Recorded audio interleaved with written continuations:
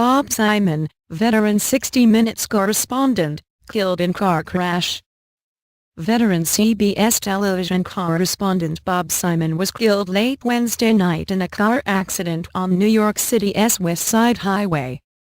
Simon, a longtime correspondent for CBS's 60 Minutes, was in the backseat of a livery cab about 6:45 p.m. when the driver lost control, sideswiped a Mercedes-Benz and ran into a metal median separating traffic on the highway, according to the New York Police Department. When police arrived at the scene, Simon was unconscious and unresponsive with injuries to his head and torso. He was transported to Mount Sinai Roosevelt Hospital in Manhattan, where he was pronounced dead. He was 73. The cab driver was listed in stable condition and the other driver was not injured, police said. New York police are investigating the incident.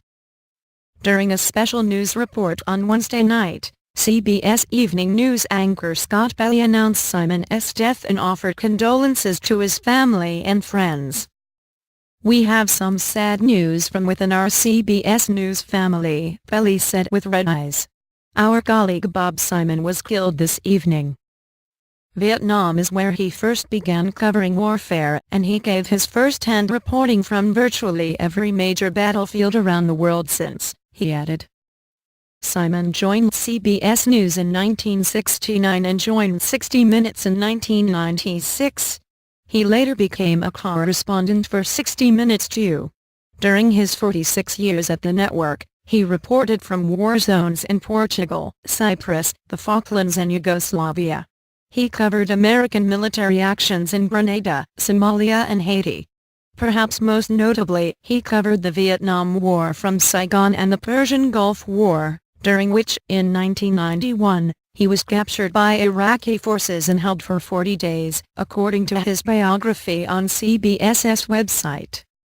His most recent piece for 60 Minutes aired last weekend, featuring an interview with Ava DuVernay, the director of Selma, an Academy Award-nominated film about the Civil Rights March to Montgomery, Alabama, in 1965. Simon won numerous awards for his work, including 27 Emmys, which may be the most held by a journalist for field reporting, CBS said. He also received the prestigious Alfred I. DuPont Columbia University Award for Shame of Srebrenica, a 60 Minutes to report on genocide during the Bosnian War. On Wednesday night, CNN's Anderson Cooper, who sometimes worked with Simon for 60 Minutes, said that when Simon presented a story, you knew it was going to be something special. Bob was it's very hard to talk about him in the past tense, but Bob was for the last 5 decades, simply one of the best in my opinion, Cooper said, at getting a story, telling a story, writing a story and making it simply unforgettable. CBS News Vice President Chris Licht said on Twitter that Simon was a true legend. The tragic loss of Bob Simon is heartbreaking news for the entire CBS family, he said.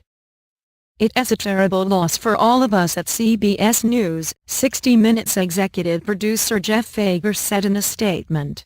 It is such a tragedy made worse because we lost him in a car accident, a man who has escaped more difficult situations than almost any journalist in modern times.